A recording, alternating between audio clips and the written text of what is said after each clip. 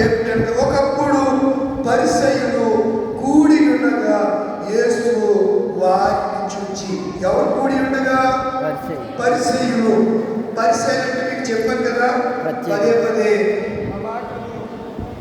మనకి ఈ 40 దినాల్లో పరిసయ్యుల గురించి వింటాం, శాస్త్రుల గురించి వింటాం, సదుకాయల గురించి వింటాం, సొక్కర్ల గురించి వింటాం, పాపుల గురించి వింటాం, హీరోయిన్ల గురించి వింటాం, ప్రధాన యాజకుల గురించి మనం వింటాం. ఇలా కొన్ని వ్యక్తుల గురించి, కొన్ని గ్రూపుల గురించి మనం వింటూ వస్తూ ఉన్నాం. సదుకాయల గురించి విన్నాం, పరిసయ్యుల గురించి విన్నాం.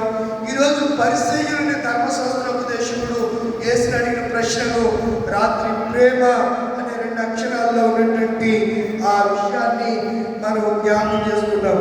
ఈ ప్రశస్త రాత్రి వేళ ఈ 12వ రోజు శిలువ సువార్త ధ్యాన కూడికలో మనకి ఇవ్వబడినటువంటి అంశము దైవస్తుతుడు, సన్ ఆఫ్ గాడ్, దేవుని యొక్క కుమారుడు. దేవుడు మనందరినీ కూడా కుమారులుగానే చూస్తున్నాడు. దాసులుగాను బానిసలుగాను అని ఎప్పుడు చూచే దేవుడు కాదు. ఎందుకు అనగా, ఎందుకు కుమారులుగా ఆయన చూస్తున్నాడో ఒక మాట మీకు నేను జ్ఞాపకం చేస్తాను. దేవుడికి ఉన్నటువంటి ఉన్నతమైనటువంటి సంకల్పం ఏమిటో ఒక మాట మీకు జ్ఞాపకం చేస్తాను. ఎఫెసీ రాసినటువంటి పత్రిక చాలా పర్యాయాలు ఈ మాటను చదివాకున్నాం. మరొకసారి జ్ఞాపకం చేసుకుందాం, చదువుకుందాం. ఎఫెసీ రాసిన పత్రిక 1వ అధ్యాయము 3వ వచనం. మన ప్రభు అయిన యేసుక్రీస్తు యొక్క తండ్రి యొక్క దేవుడు స్తుతింపబడును గాక. ఆయన క్రీస్తునందు పరలోక విషయంలో ఆత్మ సంబంధమైన ప్రతి ఆశీర్వాదము మనకు అనుగ్రహించాను. ఎవరి ద్వారా ఆశీర్వాదం? యేసుక్రీస్తు ద్వారా. ఏ ఆశీర్వాదం? పరలోక సంబంధమైన ప్రతి ఆశీర్వాదమును మనకు ఆయన ఏం చేయాడు? ఇచ్చేశాడు. అనుగ్రహించాడంటే ఇచ్చాడు. ఎట్లనగా, ఏంటి ఆశీర్వాదం ఏంటి అని అంటే, ఎట్లనగా తన ప్రియకుమారుడు అనగా యేసుక్రీస్తు, గాడ్ సన్ ఆఫ్ గాడ్, దేవుని కుమారుడైన యేసుక్రీస్తు ద్వారా మనకు అనుగ్రహించెను. ఎట్లనగా తన ప్రియయందు తాను ఉచితముగా మనకు అనుగ్రహించిన తన కృపావైభవము కీర్తి కలిగినట్లు తన చిత్త ప్రకారమైన దయా సంకల్పము చొప్పున యేసుక్రీస్తు ద్వారా తనకు కుమారునిగా స్వీకరించడానికి. ఆ మాట అండర్లైన్ చేసుకొని నోట్ చేసుకోండి. కుమారునిగా స్వీకరించడానికి మనలను ముందుగా తన కోసము నిర్ణయించుకుని మనము తన ఎదుట పరిశుద్ధులమును నిర్దోషులమై ఉండవలనని జగతికి పునాది వేయబడి మునిపే ప్రేమ చేత ఆయన క్రీస్తులో మనల్ని ఏర్పాటు చేసుకున్నాడు. ఎలా ఏర్పాటు చేసుకున్నాడంట? కుమారులుగా మనల్ని ఏర్పాటు చేసుకున్నాడు. కుమారులు బానిసలా స్వతంత్రులా? దాసుడు బానిస, దాసుడు దాసుడు, కుమారుడు కుమారుడే. కుమారుడికి ఏముంటుంది? స్వాతంత్ర్యం ఉంటుంది, ఇంటిపై అధికారం ఉంటుంది, ఇంటిలో అధికారం ఉంటుంది కుమారుడికి. కనుక యేసు ప్రభువారు లోకములోనికి ఆయన వచ్చినప్పుడు ఆయనను ఎలా పరిచయం చేసుకున్నాడు? దేవుడు తను తానే పరిచయం చేసుకుంటూ నేను దేవుని కుమారుడిని అని ఆయన చెప్పాడు. ఈ మాట యూదులైనటువంటి పరిసయ్యులకు ఇష్టం లేదు. అందుకే వారు దావీదు కుమారుడంటే ఒప్పుకున్నారు తప్ప దేవుని కుమారుడంటే యేసును వారు యాక్సెప్ట్ చేయలేదు, వారు అంగీకరించలేదు. దావీదు కుమారుడు అంటే వారు అంగీకరిస్తూ ఉండేవారు. కనుక గుడ్డివాడు కూడా దావీదు కుమారుడని పిలవడం మనం చూస్తూ ఉంటాం. దావీదు కుమారుడా అని మత్తయి సువార్త 1:1 ఆ వంశావళిలో కూడా యేసు క్రీస్తు ఎవరుంది? 1వ అధ్యాయంలో మత్తయి సువార్త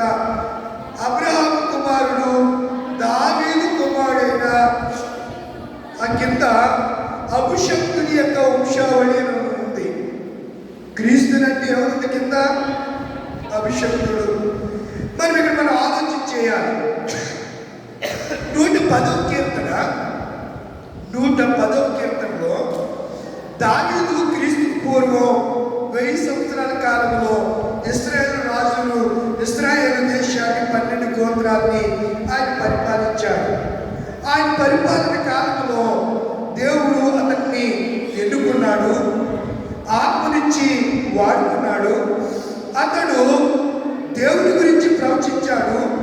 ఆ ప్రవచనంలో 10వ అధ్యాయంలో అంటాడు కదా, ప్రభువు నా ప్రభువుతో సెలవిచ్చాడు, నేను నీ శత్రువులను నీ పాదములకు పీఠముగా చేయ వరకు నా కుడి పార్శ్వమున కూర్చుండుము అని చెప్పి ప్రవచనం ఉంది. ఇదే మాటను మ్యాథ్యూ గారు ఈరోజు రాశారు. మత్తయి సువార్త 22వ అధ్యాయం, మత్తయి సువార్త 22వ అధ్యాయంలో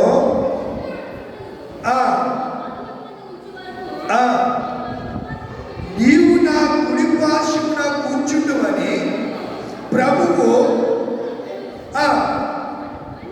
అని దావీదు ఆయన ప్రభు అని ఆత్మ వలన ఎలా చెప్పుచున్నాడు. ఈ పరిశీలన యేసుప్రభు అడుగుతున్నటువంటి ప్రశ్న, ఆయనకి 3 కుమారత్వాలు ఉన్నాయి ప్రాముఖ్యంగా.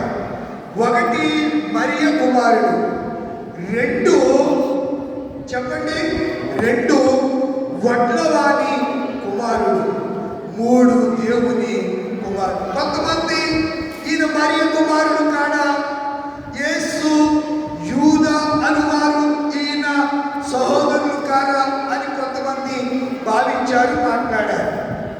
కొంతమంది యేసుకు గార్డెన్గా ఉన్నటువంటి యేసేపు వృత్తి అని చెప్పండి, కార్పెంటర్ అంటే వడ్లవాడిని కార్పెంటర్ అంటారు.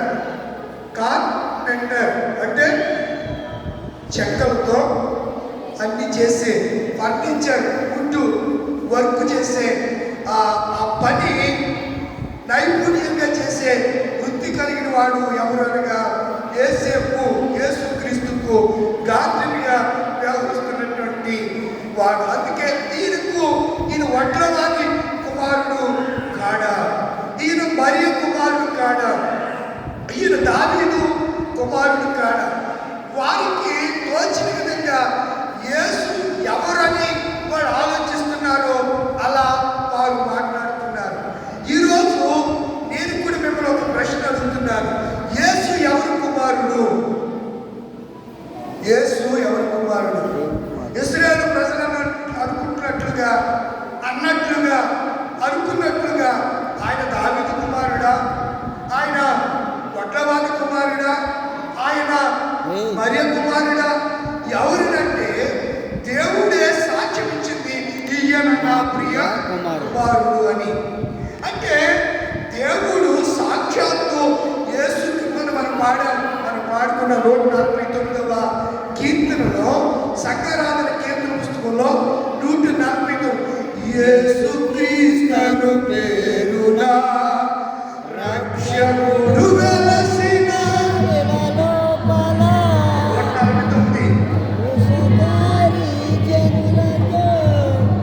ఎంతో శుభాశలను పలికినాడు.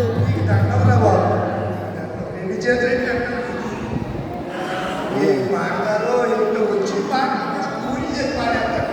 కొన్ని పాడి మాకు అసలు ప్రియమైన కాఫ్, ప్రియమైన దగ్గు, ఎన్నో శతమది చూడండి. యేసుక్రీస్తు పేరున రక్షకుడు వెలసిన ఇలలోపల దోషకారి జనులతో ఎంతో శుభాశలను పలికినాడు. 2వ శక్తి కూడా పాడు. మానవుల రక్షింపను దేవుడు తన కుమారుని పంపెను, మన శరీరము దాల్చెను, ఆ ప్రభువు మన పాత్రుడే,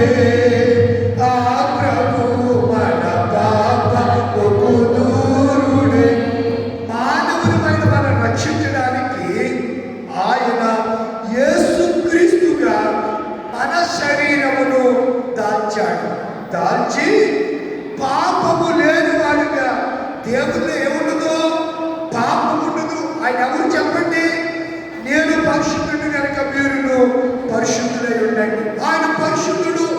పరిశుద్ధుడైనటువంటి దేవుడు ఆయన ఈ లోకములోనికి శరీరములో కుమారునిగా అవతరించాడే తప్ప ఆయన ఎవరు? సాక్షాత్తు దేవుడు. ఎవరైతే మరణ శాసనం రాశారో, మరణ శాసనం రాసినటువంటి వ్యక్తి మరణిస్తేనే ఆ మరణ శాసనం చెల్లుబాటు అవుతారు. కనుక యేసు దేవుడే ఆయన ఈ లోకానికి ఆయన వచ్చాడు. వీళ్ళు ఏమనుకుంటారంటే పరిసయ్యులు, ఈయన దావీదు కుమారుడు అంటే ఓకే, మీకు బాగా అర్థమవడానికి రోమీయులకు రాసిన పత్రిక ఒకసారి చూడండి. మీకు ఎఫెసీ రాసిన పత్రిక పరిచయం చేశాను. అక్కడ ఆయన మనల్ని ఎలా స్వీకరించాడంట? కుమారుడిగా. ఎవరిని బట్టి కుమారుడిగా స్వీకరించాడు? ఎందుకంటే మనకు ఆదాము దేవుని కుమారుడు, కానీ ఆజ్ఞను అతిక్రమించి కుమారత్వాన్ని మహిమను కోల్పోయాడు. ఆ మధ్య పాడు ఆదాముకు ఆ దేవుడు మహిమ కిరీటం ఇచ్చి దీవించను. ఆశపరుడై దైవాజ్ఞ మేరెను అమర శాంతిని పొందలేకపోయాను అనే ఆ పాట ఉంది. ఆదాముకు ఆది ఆ దేవుడు మహిమ కిరీటం ఇచ్చి దీవించను.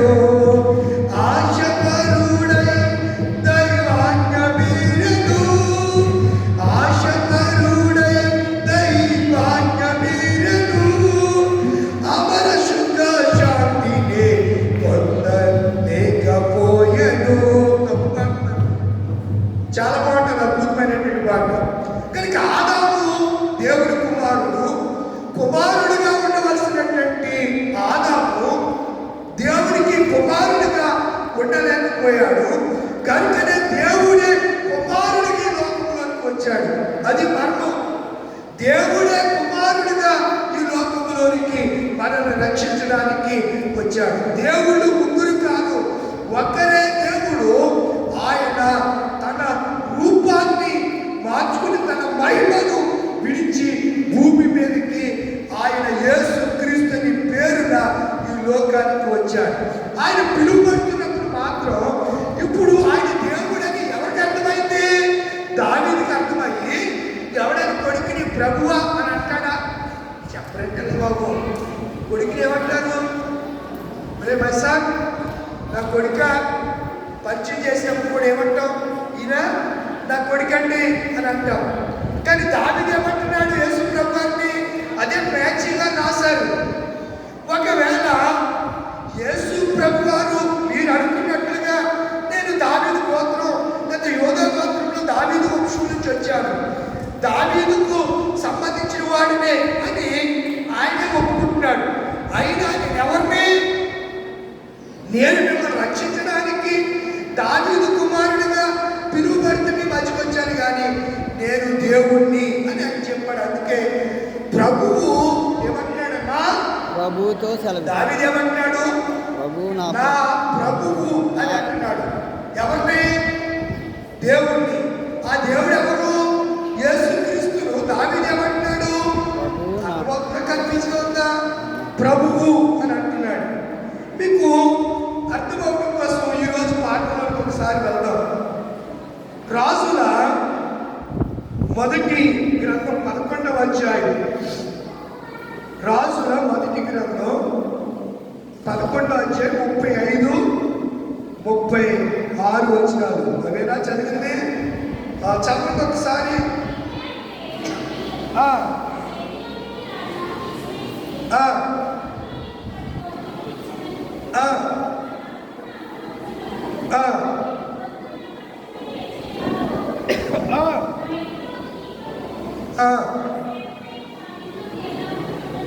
చాలండి. ఇక్కడ ఏమంటున్నారు చూడండి. మీరు ఆలోచన చేస్తే 34 వచ్చిన రాజ్యము వారి చేతిలో నుండి బొత్తిగా తీసివేయక దావీదు కొడుకులు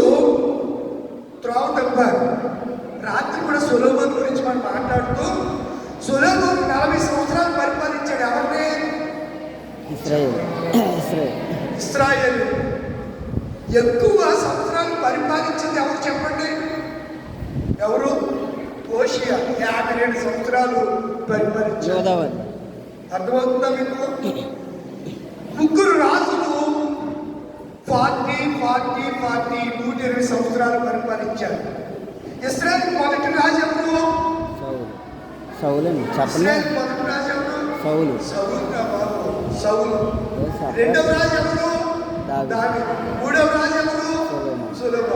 సొలొమోను తర్వాత ఆయన కొడుకైనటువంటి రెహబాము కాలం వచ్చేసరికి 10 గోత్రాలు ఒక రాజ్యం గాను, 2 గోత్రాలు ఒక రాజ్యం గాను దేశము విభాగింపబడింది. ఈ 10 గోత్రాలకి షోమ్రోను రాజధాని. యెరోబాము పరిపాలన చేస్తాడు. వెరీ గుడ్ తమ్ముడు, పాత్ర పెద్ద మీద నీకు మంచి నాలెడ్జ్ ఉంది. నెక్స్ట్ ఈ యూదా బెన్యామీను గోత్రాన్ని ఎవరు పరిపాలిస్తున్నారు? సొలొమోను కొడుకు పరిపాలిస్తున్నాడు. అసలు దావీదు వలె సొలొమోను దేవునికి ఇష్టంగా బ్రతకలేదు. కానీ దావీదుకు దేవుడు వాగ్దానం ఇచ్చాడు. చూడండి ఏమిటి ఆ వాగ్దానం, ఏమిటి ఆ నిబంధన అంటే చూడండి, సమూయేలు 2వ గ్రంథంలో దావీదుకు దేవుడు ఇచ్చినటువంటి కృప వాగ్దానం ఏంటో ఒకసారి మనం చదువుకుందాం. సమూయేలు 2వ గ్రంథం 7వ అధ్యాయము 7వ అధ్యాయము ఎక్కడి నుంచి చదువుతారు అంటే 28వ వచనం. యెహోవా నా ప్రభువా. చూడండి, దావీదు ఇందాక కూడా దేవుడు ఏమని సంబోధించాడు? నా ప్రభువా. ప్రభు అంటే నా ఏలినవాడా, నా రాజా దగ్గర పాడారు, రాజులకు రాజైనవి. సరే, నీవు యెహోవా నా ప్రభువు మేలు దయచేదు అని నీవు నీ దాసుడనైనా నాకు నీవు సెలవించుచున్నావే. నీవు దేవుడు కనుక నీ మాట సత్యము. దయచేసి నీ దాసుడైన నా కుటుంబము నిత్యము నీ సన్నిధిలో ఉండినట్లుగా దానిని ఆశీర్వదించుము. యెహోవా నా ప్రభువా, నీవు సెలవిచ్చిన ఉన్నావు. నీ ఆశీర్వాదము నొందిన నా కుటుంబము నిత్యము ఆశీర్వాదము. మీరు ఈ 7వ అధ్యాయంలోనే మీరు చూస్తే దావీదు గురించి దేవుడు ఏమన్నాడు అంటే చూడండి ఏమన్నాడు. 12వ వచనం 7:12. ఈ దినములు సంపూర్ణమగునప్పుడు నీవు నీ పితరులతో కూడా నిద్రించిన తరువాత నీ గర్భములో నుండి వచ్చిన నీ సంతతిని హెచ్చించి రాజ్యమును అతనికి స్థిరపరచు. అతడు ఈ విషయాలన్నీ చెబుతూ ఏం చెప్పాడు అంటే 16వ వచనం, నీ మటుకు నీ సంతానమును నీ రాజ్యమును నిత్యము స్థిరమగును, నీ సింహాసనము నిత్యము స్థిరపరచబడును అన్నాడు.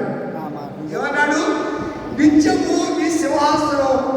దావీదుకి ఇచ్చినటువంటి మాటను బట్టి ఈ కొడుకులు ఎలాంటి ఎగవ పనులు చేసినా దేవుడు ఏం చూపించాడు? కృప చూపించాడు. ఆ కృపను బట్టే ఇప్పుడు రాజుల 2వ మొదటి గ్రంథము 11వ అధ్యాయము 35, 36 వచనాలు మనము చూస్తే, అయితే అతని కుమారుని చేతిలో నుండి రాజ్యమును తీసివేసి అందులో నీకు 10 గోత్రాలు ఇస్తానని ఎవరితో చెప్తున్నాడు? యెరోబాముతో చెప్తున్నాడు. రెహబాము ఎవరి కొడుకు? సొలొమోను కొడుకు. యెరోబాము మరో కుటుంబీకుడు. ఇప్పుడు ఆ కథలోకి వెళ్తే మనకి అంశం పూర్తిగా కనుక నా మటుకు అయితే అతని కుమారుని చేతులండి నీకు ఇస్తానని చెప్పి నా నామము అక్కడ ఉంచుతానని నేను ఎవరితో చెప్పాను? దావీదుతో చెప్పి, నేను కోరుకున్న పట్టణమైన యెరూషలేములో నా ఎదుట ఒక దీపము నా సేవకుడైన దావీదుకు ఎల్లప్పుడూ ఉన్నట్లు అతని కుమారునికి ఒక గోత్రమును, ఆ గోత్రమే యోధా గోత్రం. అందులో ఒక అర్ధ గోత్రం కలిసింది, ఆ గోత్రమే బెన్యామీను గోత్రం.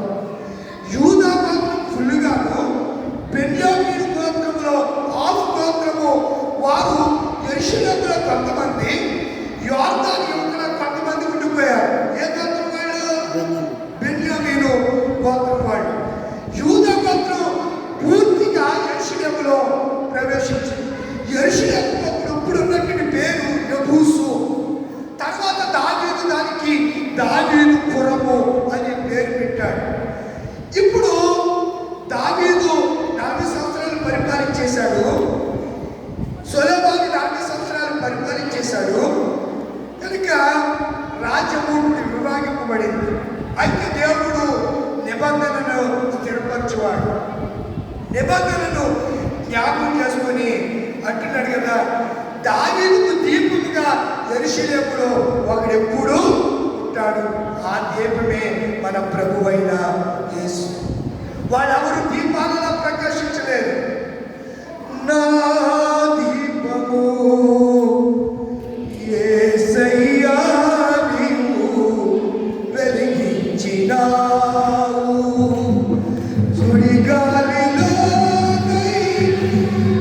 మనం పాపం ఏం చేస్తున్నాం కదా. రా ఆగండి, మీరు ఆగండి. పొద్దున్న మా తమ్ముడు పెట్టాడు ఫేస్బుక్లో, మిమ్మల్ని బాగా ఫాలో అవుతాను నేను. మీ ఫేస్బుక్ బాగా, మీ ఫేస్బుక్ పేజీని బాగా ఫాలో అవుతాను. మనకి ఉండాలండి, కళాకారులు ఉండాలి, విద్వాంసులు ఉండాలి, సంఘం అంటే గాయక బృందం ఉండాలి, ధర్మశాస్త్రోపదేశకులు ఉండాలి. సంఘం అంటే ఏదో ఆషామాషి కాదండి. సంఘం అంటే నా దీపము యేసయ్యా నీవు వెలిగించినావు, సుడిగాలిలో నైనా జడివానలో నైనా ఆరిపోదులే నీవు వెలిగించిన దీపము, నీవు వెలిగించిన దీపము, నీవు వెలిగించిన దీపము, నా దీపము యేసయ్యా నీవు వెలిగించినావు. ప్రాక్టీస్ చేస్తే ఏదైనా వస్తుంది. పాటలైనా కీర్తనైనా ఇంటి దగ్గర ఉన్నప్పుడు ఎప్పుడన్నా పాడుకుంటా ఉంటే చక్కగా దేవుడు మనకి ఎప్పుడైతే ఆసక్తి ఉంటుందో, ఆసక్తిని ఎవరు చూస్తారు? దేవుడు చూస్తాడండి. ఆసక్తిని దేవుడు మనకి చక్కగా అనుకూలపరిచి తలాంతులు ఇస్తాడు. ఆసక్తి లేనివాడికి దేవుడు ఏ తలాంతులు ఇవ్వడంటే ఇప్పుడు సోమవాడికి ఎవరైనా పని చెప్తాడో చెప్పండి. మీరు పనిలో తిరుగుతారా? బద్దకంగా పనిచేసేవాడిని ఇప్పుడు తాపి పనే ఉంది.